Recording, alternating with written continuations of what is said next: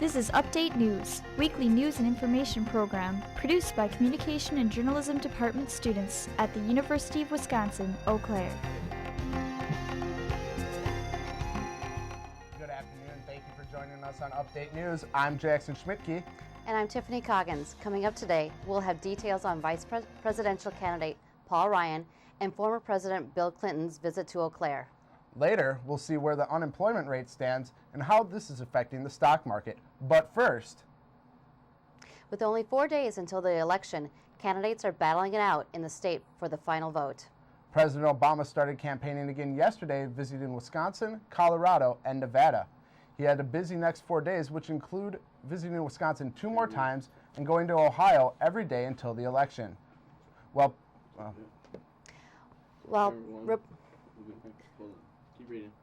Republican presidential candidate Mitt Romney is in Wisconsin today speaking, he will then go to Ohio later in the day and be visiting New Hampshire, Colorado, and Iowa leading up to next Tuesday. Vice President Joe Biden and Republican vice presidential candidate Paul Ryan have been busy as well. Biden is in Wisconsin today with plans to go to Colorado later tonight. Ryan is in Colorado, Ohio, and Iowa. Both are out to rally up voters on November 6th. With elections just days away, voters from Wisconsin's 93rd district now know more about 2 candidates running for state assembly. At a forum last night, Wisconsin Public Radio's Rich Kramer hosted a question and answer with incumbent Republican Warren Petrick and Democratic challenger Jeff Smith. Questions were submitted to Kramer, who hosts a radio show called The West Side. Radio show listeners and live audience members were able to ask the candidates directly. The forum helped the men clarify their positions on issues important to voters like Don Sandberg, a retired iron worker and farmer. I think there's this distinct difference between Petrick and Smith. I think when you look at them, you'll have if you listen to this tonight, you've got an opportunity to see some of the differences. The questions of the night include concerns about state and community shared revenue, along with worries due to the booming silica sand mining industry. Some of the most heated discussions were over the state budget and a confidentiality agreement that many Republicans signed. Petrick said he viewed the practice as routine, while Smith said he was appalled by the act. During the forum, audience members were asked to hold their applause until commercial breaks, but many had a hard time not clapping and cheering. Both candidates got applause for their answers during the night. Representative Petrick had to leave immediately after the event, but Smith was able to talk briefly. Smith says he liked the style of the evening. It went well. I'm glad that we had an audience. This is a great format. In the past we've just done it in a studio and taken radio calls. This is a great way to do this. It was more of an interaction for everybody, and a greater participation is always really good. Yesterday's forum was the final in a 9-week series hosted by Kramer. It was another way Wisconsin Public Radio worked to help inform the citizens of the state. Now it's up to voters to take what they've learned and make an informed vote in Tuesday's election. It's only 4 days from Election Day, and the Chippewa Valley has been a hotbed of political activity in the lead-up to Tuesday's election. 2 high-profile politicians made campaign stops in Eau Claire on the same day, and we were there for both of them. There are a handful of states that will determine the outcome of this election, and Wisconsin is one of them. Large crowds turned out to see Vice Presidential nominee Paul Ryan and former President Bill Clinton speak in Eau Claire on Wednesday. Congressman Ryan spent just under half an hour talking to the crowd of over 1,000 people at the Florian Gardens. He stressed a number of topics, including the economy and the importance of this upcoming election. It is not just these jobs issues. This is the kind of an election where we are literally determining the trajectory of our country for a long time. Ryan talked about his Wisconsin roots, which appealed to voters and left the crowd impressed. I thought it was really good. I thought he spoke for the young people, and I was happy. Oh, it's awesome. Man, I tell you, this is a great team we have, and really excited about this election. Almost 9 hours after Ryan's speech finished, former President Bill Clinton was at the Ramada campaigning for President Obama. Clinton stopped outside the hotel to speak to a crowd of nearly 300 before he entered the hotel and spoke in front of 800 people about the differences between the Romney campaign and Obama's. They put ideology over evidence, illusion over arithmetic. And they put trickle down over middle class America. Clinton highlighted the differences in the two parties' economic and education policies, which appealed to those in attendance. It was great. He's such a, I don't know, I feel like he's so relatable, you know? Maybe it was just because I was in the front row. I mean, President Clinton is a great public speaker, and he did a great job of, connecting with the audience. He's always good at that. With the time ticking away to this year's election, both parties are campaigning hard in Wisconsin, which figures to be a key swing state. Both speakers emphasize those in attendance to vote early, which ends today. If you haven't voted early, go to www.myvotewi.gov to find out all the information you need to vote on Tuesday. Mitt Romney's campaigns started running an ad in Spanish that claims Venezuelan President Hugo Chavez and former Cuban President Fidel Castro's niece would support President Obama. The ad shows Chavez saying, if he was an American, he'd vote for Obama. A similar clip of Castro's niece airs as well. Obama's campaign says the ad gives Chavez undeserved attention and only plays into Chavez's game. The ad is airing on Spanish-language television in Miami. Battle lines are being drawn in case the presidential election goes into overtime. Lawyers for both sides are ready to fight if the nightmare scenario unfolds in which one or more of the key battleground states of Ohio or Florida are too close to call. Legal and campaign officials are prepared to respond immediately if a court challenge is needed. Both sides have a lot of experience in legal battles over elections, especially for Senate and House seats. The last major court battle over the presidential election was in Florida during the 2000 election between George W. Bush and Al Gore. That case was taken all the way to the Supreme Court. The final jobs report before Tuesday's election has been released. This jobs report shows U.S. employers added 171,000 jobs in October, despite an increase in unemployment rate from 7.8% to 7.9%. Analysts say that's because Americans see better job prospects and are re-entering the job search. As the last report before the election, both candidates are using the report to sway the few remaining undecided voters. Romney said the report shows a virtual standstill in the economy, while Obama says the report shows real progress over the last 4 years. But there is more work to do. Stocks are up today after the jobs report said employers stepped up hiring last month. The Dow Jones Industrial Average was up 34 points, and the NASDAQ rose 6 points, while the S&P 500 rose 5 points. Global markets are also up today. After the break, we'll tell you how East Coast is dealing with Superstorm Sandy. And what an ex-Blue Gold football coach says about his child pornography charges. Stay tuned, you're watching Update News. We can all. The Northeast and parts of the Midwest are continuing to deal with the aftermath of Superstorm Sandy. 92 people are dead and more than 3.8 million people are still without power after the storm swept through earlier this week. New Jersey and New York were hardest hit, and 2.9 million residents still do not have electricity. Forecasters are estimating the total cost of Sandy to be up to $50 billion, putting Sandy just behind Hurricane Katrina as the costliest natural disaster in U.S. history. A piece of good news, though, for residents of New York came today as Consolidated Edison announced that it is on track to have power restored for nearly 250,000 people by the end of the day tomorrow. The New York City borough of Staten Island was one of the hardest hit by Sandy, and residents aren't happy with the emergency response. Residents and public officials say the response to the disaster has been frustratingly slow. The borough president says that the Red Cross is nowhere to be found. Garbage is starting to pile up as people clear out their ravaged homes. In addition, hundreds of people remain in shelters or have no place to go because their homes were destroyed by the storm. It's a scene out of the 1970s gas crisis. 3-hour-long lines outside of gas stations in New York as residents and workers try to fill up at the pump. Sandy damaged ports that dock fuel tankers and damage has blocked tanks at gas stations from being filled, contributing to long lines and little gas. The ports and tanks are slowly being cleared, but the long lines are testing residents' patience. Efforts are being made to have gas brought in. A federal requirement for low-smog gasoline has been lifted to help alleviate the problem.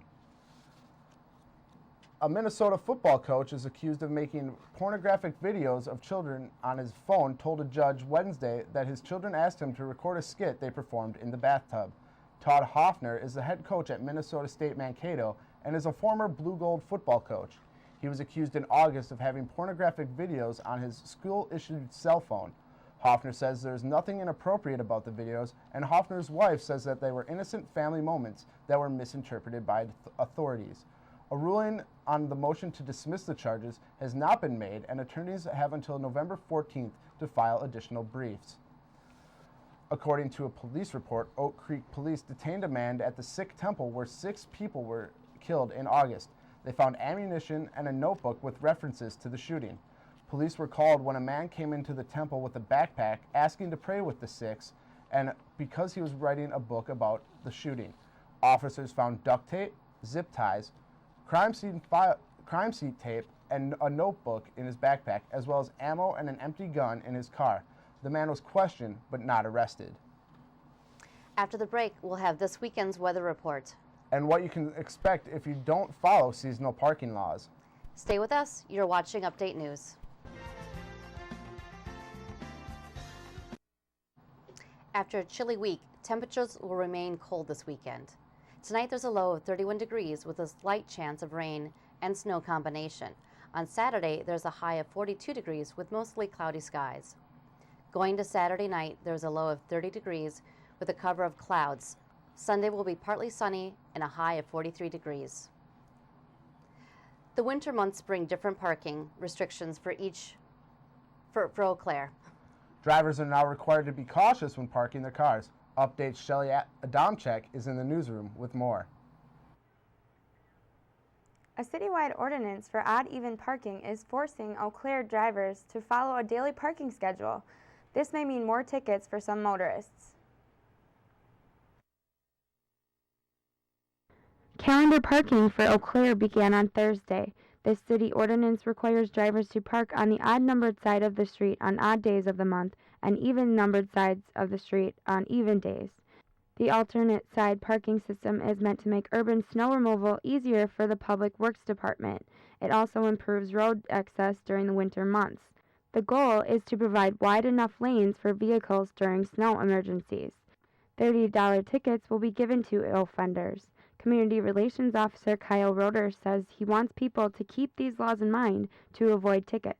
He says it's important for people to understand the laws and let others know by word of mouth about the regulations because this is one ticket that has no excuses. Getting out again to friends, family who may be visiting that may not know about it, let them know. This is one citation that we do not do parking mediations on, there's really no excuse to that's going to allow you to get out of this ticket. Roeder says that the parking requirement is citywide and is not just limited to the campus community or housing. It's a citywide ordinance. Any street within the jurisdiction, within the city limits of Eau Claire is part of this. So just because you're maybe outside of the university area or the college housing area, that doesn't exempt you from it. So just keep that in mind. Any residential neighborhood or business neighborhood or things like that are a part of it. Officer Roeder says the department tries to reach as many people as possible by sending out press releases and contacting the universities, news media, and businesses. Roeder says drivers should be aware of this ordinance specifically through the times of midnight to 7 a.m. to move their cars and avoid getting a ticket. The alternate side parking is in effect now through May 1st. The Eau Claire Police Department say they strictly enforce calendar parking. Citations violating calendar parking are final. For more information on Eau Claire ordinances, go to www.eauclaire.wi.gov/government/ordinances. Thanks, Shelley. After the break, sports anchor Devin Lear will have a preview of the Viking and Packer games. And an update on how things are going with new Blue Gold basketball coach Matt Seiberling. Stay tuned, you're watching Update News. The Green Bay Packers will host the Arizona Cardinals at Lambeau Field on Sunday. The Packers will look to improve to 6-3 with the victory. The Packers continue to battle with the injury bug with cornerback Sam Shields, linebacker Nick Perry, and wide receiver Jordy Nelson's statuses for Sunday unknown. Greg Jennings' abdominal surgery went well, and he is expected to make a full recovery. The Packers and the Cardinals kick off at noon. The Minnesota Vikings and the Seattle Seahawks will meet in Seattle on Sunday, as the NFL's top two rushers go head-to-head. So far this season, the Seahawks are 3-0 at home. The Seahawks have an NFL low 210 passing attempts, and with the Vikings defense allowing 3 straight 100-yard rushers. It is expected for Marshawn Lynch will be handed the ball often on Sunday. Adrian Peterson has 775 rushing yards for 4 touchdowns. The Vikings will look to go to 6-3 with a victory on Sunday. Kickoff is at 3 o'clock. The Milwaukee Bucks will top off their season tonight in Boston against the Celtics. The Celtics players played their season opener with a loss to defending league champion Miami on Tuesday night in South Florida. The Minnesota Timberwolves host the Sacramento Kings tonight in their season opener. The Timberwolves are counting on guard Brandon Roy to rake in points after rebounding from 2 devastating injuries that kept him out of the NBA last season. The Timberwolves are battling injuries with forward Kevin Love and point guard Ricky Rubio not playing in tonight's game. Love will be out of the first month of the season due to a broken hand. Rubio will be out for the first 2 months with a knee injury. The men's basketball team started practice on October 15th with a new face leading those practices. Just one day before their season starts, we caught up with them to see how the first 2 weeks are going.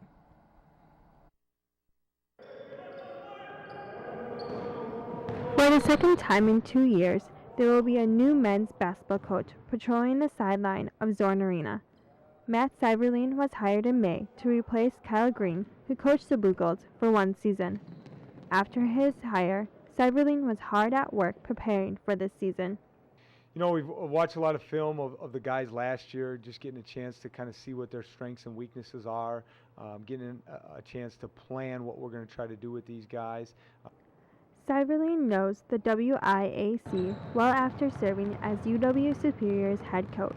He previously was an assistant under Billy Donovan at the University of Florida and is a former Blue Gold assistant coach and UW Eau Claire graduate.